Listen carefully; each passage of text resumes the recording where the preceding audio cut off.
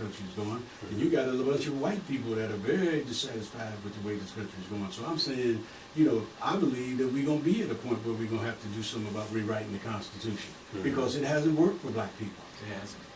It hasn't worked for us. I mean, They didn't have us in mind when they wrote it. Absolutely. There was 13 white males, that excluded blacks and women. Right. And it still does that to the extent that they can.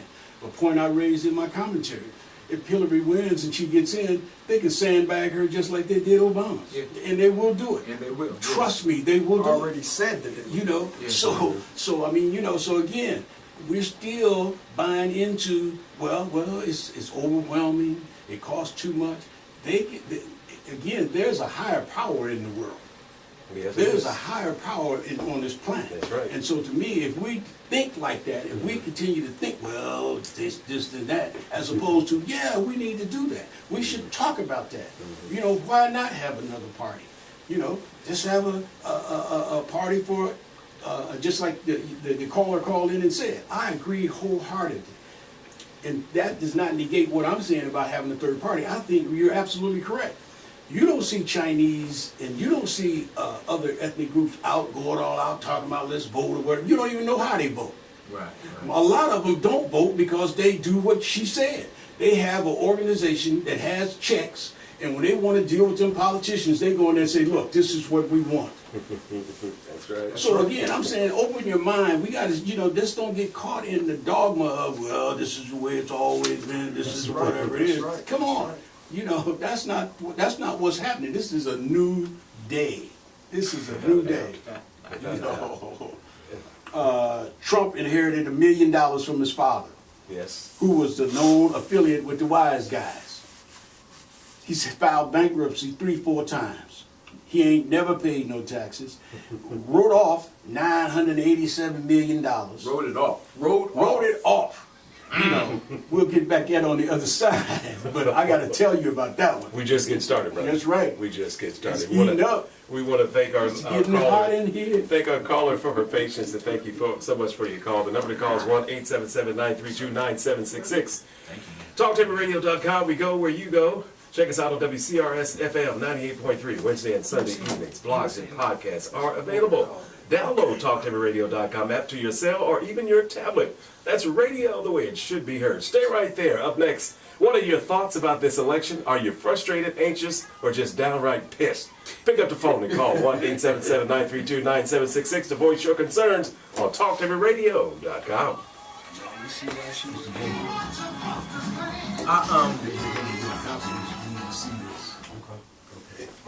I have. Along with Brother Elder Richard Lundy. and our in-studio guests, Brother Jehuti and Brother Renee. Peace. We're just getting started, but we finished Finished off. up on this. I question. had to add this before we get Yes, to the sir. main meal. Trump inherited about $1 million from his father. Yes. Which give me a break. If your father leaves you $1 million, I mean, you got to be pretty stupid not to be able to make something happen with that. Yeah. So that doesn't mean he's a good businessman. He made something happen. What he did was he opened up a project and didn't allow no blacks in there. Right, yeah, right, So right. all that, he did exactly what he was, supposed Trained to do. Like most of those white guys that started out that's in the 60s and 70s, their fathers was affiliated with the mafia, and so his was no different. Again, he was able to write off. Again, how many brothers can write off $987 million? How You many just mess brothers it did up. $900? How about without them calling you every day? You understand what I'm saying? So, And to this day, on election day, he still hasn't released his tax. and he's not. Okay, so now, how is this guy gonna make America great again? Oh, he's not. What he means is that when he says Yes, great, what does he mean? Yes. Well, when people don't understand when was America ever great? Okay, when they had us in the You're gonna get some fields, people mad here, bro. when they had us in the fields, getting free labor out of us. You understand? Just like when he just said, about black people that got money. You understand? See, they work up on a meritorious man. You miss them anyway. They're entrenchingly wealthy. You understand what I'm saying? But you take that money away from them. You understand? What they're doing is from a long history of their wanting to be like white folks. You understand? Wanting to be like the great America. You understand what I'm saying? So automatically they turn the deaf eye. Oh, I don't see color. What do you mean you don't see color? God put your eyes to be able to see color. You understand? Gave you the mind to think. But what they do today is that they get out of the placing of where they're really supposed to be. Right? They're doing the same thing as slavery was back then. No, slavery is still happening right now. Absolutely. Right now, because you're activating that automatically. That's the segue for Mr. Odai to share some wisdom with us here, some information. On the status of people of color. Color. The real deal. Right. Now, for those of you who think there has been progress, these are the facts. So here's a list of things controlled by whites in the United States, in case you didn't know. Number one at the top is wealth. 96.2% of the rich are white. Only 1.4% of the nation's top earners are black. Yeah. Now, although black people account for 14% of the United States population, this doesn't add up, folks. Number two, power. The population of white people in the United States currently stands at about 60% of the population. Yet 90% of government is controlled by white people. Additionally, more than 65% of government offices are held by white men, in spite of the fact that they account for just 35% of the population. In light of the Citizens United ruling, it should not be too hard for anyone to see how wealth equals power in the United States. Coming in at number three, there's business. Now, nearly 85% of all businesses in the United States are owned by white people.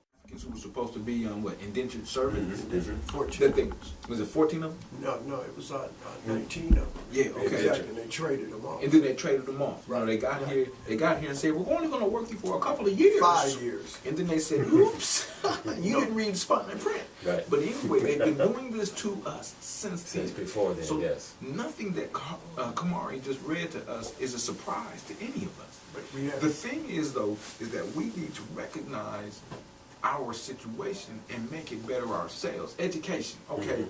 We send our children to the public school system, and we expect them to make a miracle. Like Malcolm said, it's utter ignorance to send your child to send our children to our oppressor for an education, and then be upset that they don't get educated.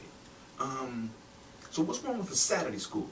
Okay, let's develop Saturday schools that teach our story, okay? Help our children understand who they are and the strength and power. We have enough black, well-educated individuals to put together Saturday schools in every city in America that will teach our children. We look at the criminal justice system.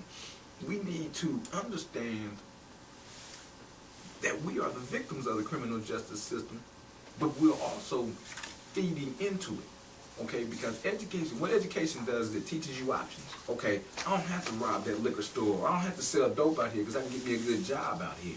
So we teach those options, and then we have to look back and reach back, because there are at least 5 people in America, 5 black people in America who can hire.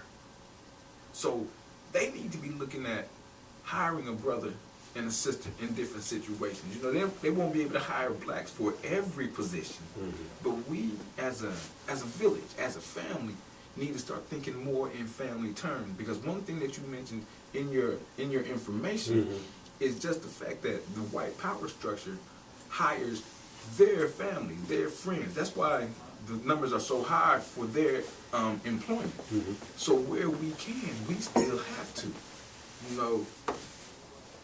The point gets longer, but I get We got your point. We appreciate that insight again.